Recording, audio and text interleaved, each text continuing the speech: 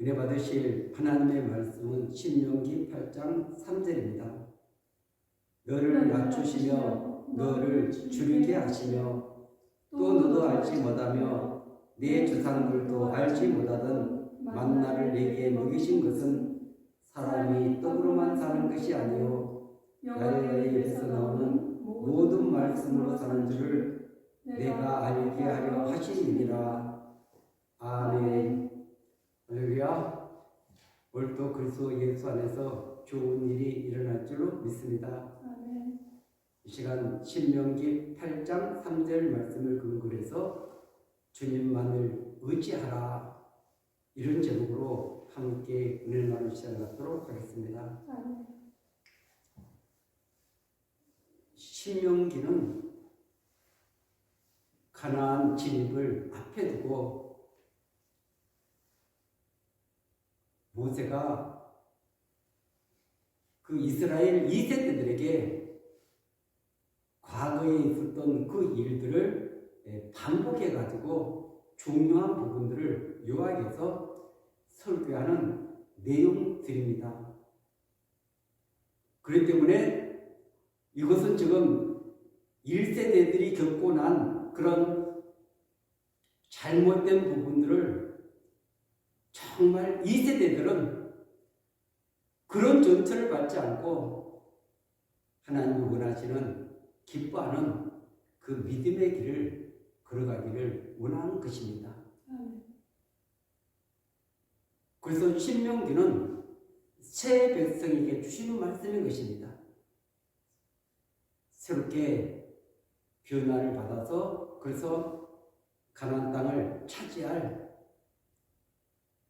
그들에게 다시 중요한 부분들을 요약해가지고 반복해서 들려주고 있는 줄로 믿습니다.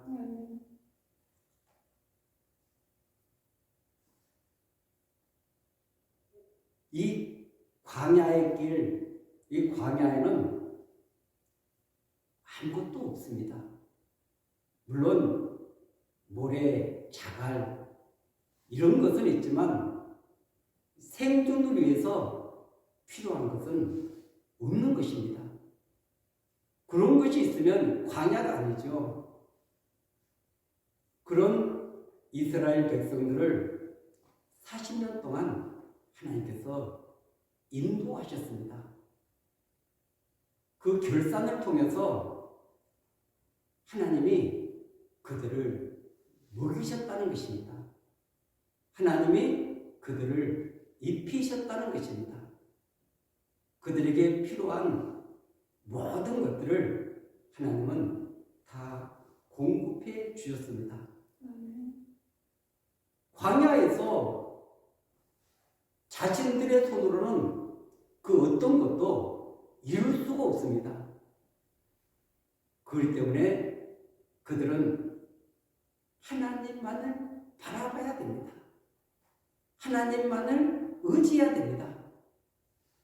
하나님의 인도를 받아야만이 살아갈 수 있는 것입니다. 그래서 그들은 하나님을 의지할 때는 하나님이 모든 것을 다 공급해 주신 줄로 믿습니다. 그런데 인간은 어떤 성취를 이루고 또 만족하고 배부르고 모든 것이 해결되면 하나님을 의지하는 마음이 약해지는 것입니다. 힘들고 어려울 때는 나도 모르게 기도가 나옵니다. 무릎을 꿇습니다. 하나님을 붙듭니다. 근데 문제가 해결되고 나면은 기도가 느슨해지는 것입니다. 형식화되기 쉽습니다. 그리고 하나님을 찾는 것이 마음에서 우러나와서 진심으로 그 하나님을 찾는 것이 아니라 때로는 형식이 될 수 있습니다. 그런 우리 인간의 연약성을 하나님은 너무나 잘 아십니다. 그래서 이 광야의 길을 걷게 하신 그 목적이 너를 낮추심인 것입니다. 왜 하나님이 이스라엘 백성들을 낮추시며 말씀하실까요? 그것은 낮추심의 반대는 교만인 것입니다. 내 힘으로 모든 것이 가능하다. 이렇게 생각하는 사람은 하나님을 온전히 의지하지 않습니다. 하나님의 말씀을 붙들지 않습니다. 그리고 내가 모든 것을 해결하려고 부단히 노력하고 힘쓰고 있습니다. 세상 사람들은 당연히 그렇게 해야 되겠지만 믿음의 사람들은 절대 그것이 교만이다 말씀하고 있는 줄 믿습니다. 그래서 하나님만을 의지하게 하기 위해서 너를 낮추시며 말씀하고 있는 것입니다. 그런데 우리가 일상을 살다 보면은 하나님만을 의지한다는 것이 쉽지 않다는 것을 너무나 잘 알고 있습니다. 왜냐하면 때로는 내 힘으로 할 수 있는 일들이 너무 많거든요. 내 능력을 의지하고 그리고 그 하나님을 의지하지 않고 우리가 이 광야의 길을 걸어간다면 그 사람은 교만한 사람인 줄로 믿습니다. 그렇기 때문에 반드시 하나님 없이는 나는 한순간도 살아갈 수가 없습니다. 하나님의 은혜 아니고서는 살아갈 수가 없습니다. 하나님의 말씀을 붙들지 않고서는 살아갈 수가 없습니다.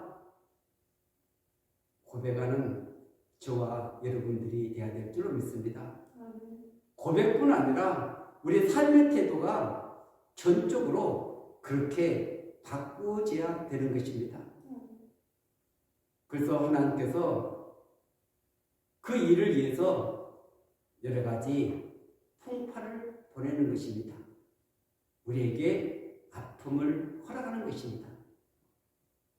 그것을 통해서 내가 붙들었던 것, 내가 추구했던 것, 내가 붙잡고 있던 이런 것들을 놓을 수 있는 것입니다. 놓게 될 때 그때 하나님의 역사가 시작되는 줄로 믿습니다. 하나님이 일하시면 얼마나 완벽하게 일하십니까? 그러나 우리가 일을 처리하는 것은 너무나 미숙하고 또 미래를 알지 못하기 때문에 잘못된 처리들이 너무나 많은 것입니다. 지금 이 시대는 불확실성의 시대입니다. 이 시대는 불안한 시대입니다. 미래가 불안하니까 모든 사람들이 불안해하는 것입니다. 그 불안은 미래만 불안한 것이 아니라 오늘 현재도 불안하니까 두려워하고 절망하며 낙심하게 되는 줄 믿습니다. 그 흔들리는 불안전한 그런 것을 붙잡는 것이 아니라 영원하시고 완전하시고 변하지 않는 말씀을 붙들어야 될 줄로 믿습니다. 우리를 나보다 더 사랑하시는 그 주님을 의지해야 될 줄로 믿습니다. 그래서 너를 낮추시며 너를 줄이게 하시며 이런 것은 우리가 봤을 때 성공적인 삶이 아닌 것 같습니다. 우리가 봤을 때는 이것은 굉장히 결핍이기 때문에 힘들고 어려운 것이라는 것을 느낄 수밖에 없습니다. 그런데 그때 우리가 취하는 태도는 무엇입니까? 하나님을 붙드는 것입니다. 하나님을 의지하는 것입니다. 그리고 그 말씀을 붙들면서 하나님의 은혜의 보좌 앞으로 나아가게 되는 줄로 믿습니다. 그리고 너도 알지 못하며 내 조상들도 알지 못하던 만나를 내게 먹이신 것은 사람이 떡으로만 사는 것이 아니요 야의 입에서 나오는 모든 말씀으로 사는 줄을 내가 알게 하려 하심이니라. 아멘. 이 시대는 말씀을 붙드는 것을 어리석게 생각하는 것입니다. 왜냐하면 내 힘으로 살아야지 어떻게 그 말씀이 능력이 있어서 내 삶을 지배하고 내 삶을 이끄실까? 이런 여러 가지 이유 때문에 말씀이 굉장히 밀려나 있습니다. 우리 심령 한복판에 그 말씀이 예수 그리스도가 우리 심령을 지배해야 되는데 그러지 못하고 한켠으로 비켜나 있는 것입니다. 그래서 말씀을 암송하고 묵상하고 정말 그 말씀 가운데 깊은 하나님의 그런 음성을 듣고 또 그분의 인도를 따라서 살아가는 것을 그렇게 좋아하지 않는 것입니다. 그래서 반드시 이 말씀의 조명을 받기 위해서는 성령을 받아야 될 줄 믿습니다.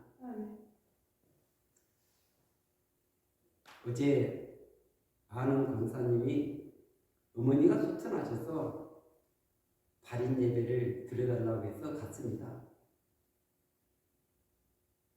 그 발인 예배를 드렸는데 그 권사님의 아드님이 그 어머니를 자꾸 쳐다보는 것입니다. 그 부활에 대해서 말씀이 선포되는데 이 아들은 부활이 믿어지지 않는 것입니다. 아직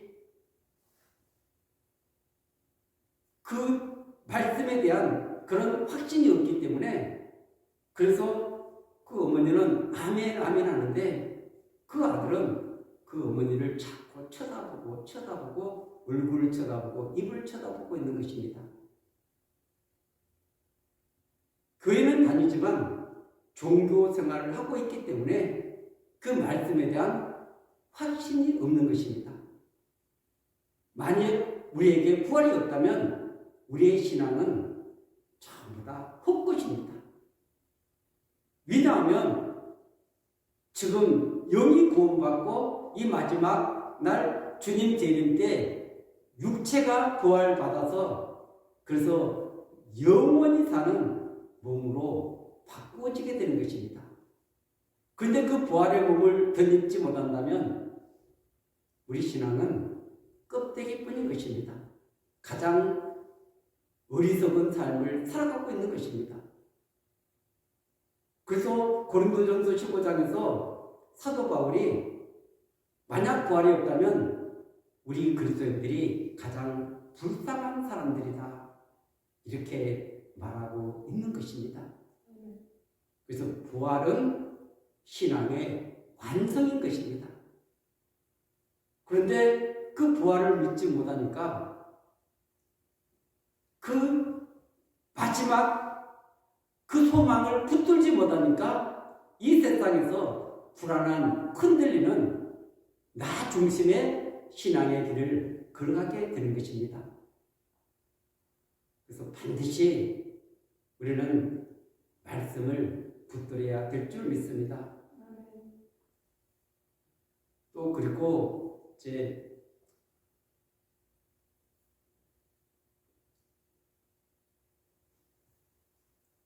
화장터를 갔다가 또 안치하고 이제 다시 돌아왔을 때 어떤 그런 61세 되신 이제 그분하고 다른 교회 장로님하고 저하고 이 세 사람에서 이렇게 이야기가 됐는데 그 장로님은 믿음이 좋은데 그 한 61세 되신 그분은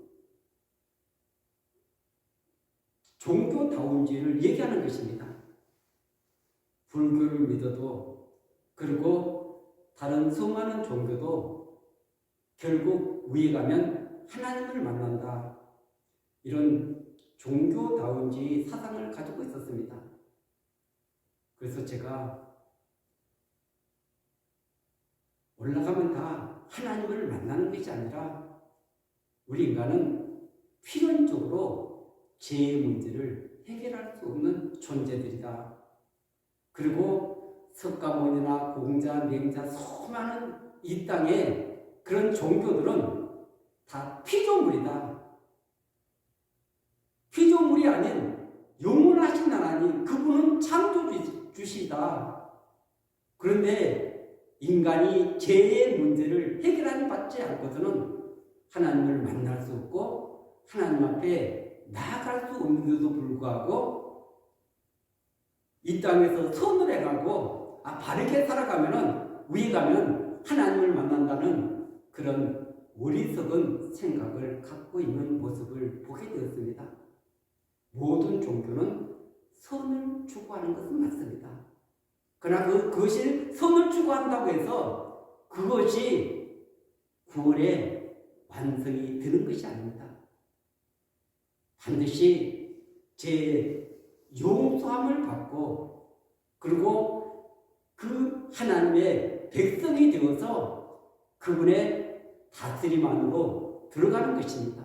그분의 주권을 인정하고 그분의 인도를 따라 살아가고 그분으로부터 모든 것을 공급받으면서 믿음의 길을 걸어갈 때 이 땅에서는 영이 구원받고 그리고 주님 재림 때는 육체가 구원을 받게 되는 줄 믿습니다. 그래서 이 땅에서 죽음이라는 것은 육체와 영혼의 분리인 것입니다. 그래서 육체는 흙으로 돌아가는 것입니다. 그러나 그 영혼 하나님의 품으로 가든지 영원한 그런 지옥으로 가든지 그 두 개를 선택해서 가게 되는 것입니다. 영은 불멸하는 것입니다. 그래서 죽어도 살겠고 영원히 죽지 않는다는 그 요한복음 11장 26절의 말씀은 그래서 살았다는 것은 무슨 의미냐 그러면은 그것이 영적으로 다시 살아났다는 것입니다. 다시 거듭났다는 것입니다. 새 생명을 얻었다는 것입니다. 그 조예에 영원한 생명을 가진 자는 마지막 날 반드시 부활하게 될 줄 믿습니다. 그뿐만 아니라 그 부활의 생명을 가진 사람은 죽음이 두렵지 않습니다. 왜냐하면 죽음은 새로운 시작이기 때문에 그렇습니다. 만약 죽지 않는다면 절대 하나님 나라는 들어갈 수가 없습니다. 왜냐하면 한 번 죽는 것은 정한 것이요 이렇게 말씀했기 때문에 그렇습니다.